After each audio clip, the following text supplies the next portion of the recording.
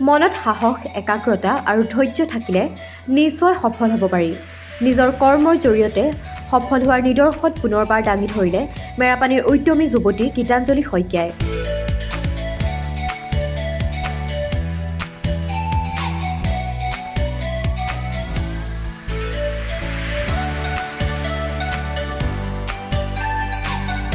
নানা ৰঙী ফল ফুলৰ সুভাষিত এখন নাৰ্চাৰী, নাম নাইট কুইন নাৰ্চাৰী।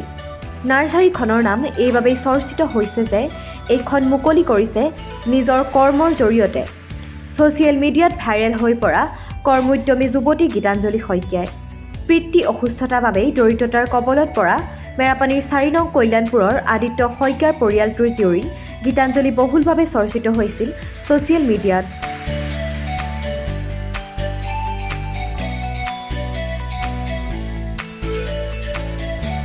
এটা সময়ত নিজৰ পৰিয়াল পোহপাল দিবৰ বাবে ২০১৮ চনত ঘৰৰ সন্মুখতে আৰম্ভ কৰিছিল এখন পকৰী দোকানৰ। পৰৱৰ্তী সময়ত ঘৰত খেতি কৰি বজাৰে বজাৰে শাক-পাচলি আৰু বীজ পুলি বিক্ৰী কৰি ফুৰা পৰিশ্ৰমী গীতাঞ্জলি শইকীয়াই প্ৰতিষ্ঠা কৰিছিল নাইট কুইন নামেৰে এখন নাৰ্চাৰী। উচ্চ শিক্ষিত যুৱতীগৰাকীৰ কৰ্মোদ্যম দেখি সহায় কৰিবলৈ আগবাঢ়ি আহিছিল অসম চৰকাৰৰ কৃষি বিভাগ। পৰৱৰ্তী সময়ত বিভিন্ন চৰকাৰী বেচৰকাৰী প্ৰশিক্ষণ গ্ৰহণৰ অন্তত গীতাঞ্জলিয়ে পুনৰ আন এখন নাইট কুইন নাৰ্চাৰী আৰম্ভ কৰিবলৈ সক্ষম হৈছে মেৰাপানীৰ কল্যাণপুৰত। ইয়াৰে লগতে গীতাঞ্জলিয়ে আৰম্ভ কৰিছে এখন গ্ৰন্থ বিপণীও। তাইৰ আশা এইবোৰ কামৰ জৰিয়তেই নিজেই স্বাৱলম্বী হোৱাৰ উপৰিও আন 10জনক সুযোগ্য কৰি তোলা।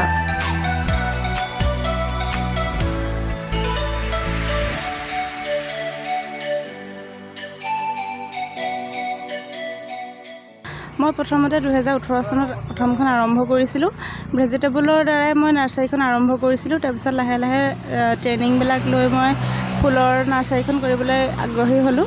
তেতিয়াৰ পৰা কৰি এবছৰতে মই আৰু এখন নাৰ্চাৰী কৰিবলৈ সক্ষম হৈছোঁ। এতিয়া ভালদৰে ফুল আৰু ফলৰ এখন নাৰ্চাৰী সুন্দৰকৈ কৰিম বুলি ভাবিছোঁ। ইয়াত কি কি উপলব্ধ হ'ব? ইয়াত আপোনাৰ এতিয়া জনপ্ৰিয় হৈ আছে অধিককৈ ৰঙা চন্দন, বগা চন্দন, মেৰাগনি, তাৰপাছত এইবিলাক বিভিন্ন ধৰণৰ ফল মূলৰ গ্ৰাফটিঙৰ পাব, হাইব্ৰিডৰ পাব, লোকেলো কিছুমান ৰাখিছোঁ। তেনেদৰেই আছে আৰু কিছুমান। হয়, গ্ৰন্থ বিপণীখনো আমি আৰম্ভ কৰিছোঁ। যিহেতু আমাৰ সমাজত গ্ৰন্থখন খুব জনপ্ৰিয় বা কিছুমান জনপ্ৰিয় গ্ৰন্থ আমাৰ সমাজত চলি আছে। সেইদৰে আমাৰ এই গাঁও ভূঞে সোমাই থকা ছাত্ৰ ছাত্ৰীখিনিও যাতে গ্ৰন্থবিলাক পঢ়িবলৈ পাই উপকৃত হয়।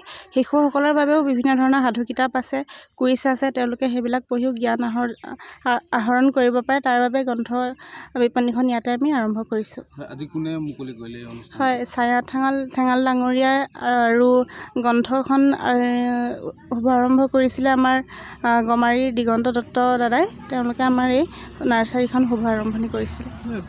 সেইটো থাকিব, সেইটো মই বৰ্তমানলৈকে গৈ আছোঁ।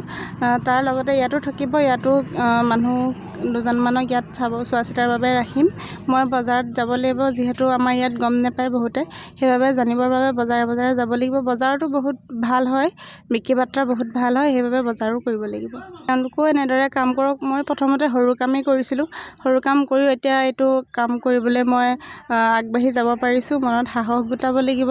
তেওঁলোকেও নিজে চেষ্টা কৰিব লাগিব যে সৰুৰ পৰা কিবা এটা কাম কৰিলে যে অলপ হ'লেও সফল হ'ব পাৰি। তাৰে উদাহৰণ হিচাপে মই নাইট কুইন নাৰ্চাৰীখন প্ৰতিষ্ঠা কৰি দেখাইছোঁ।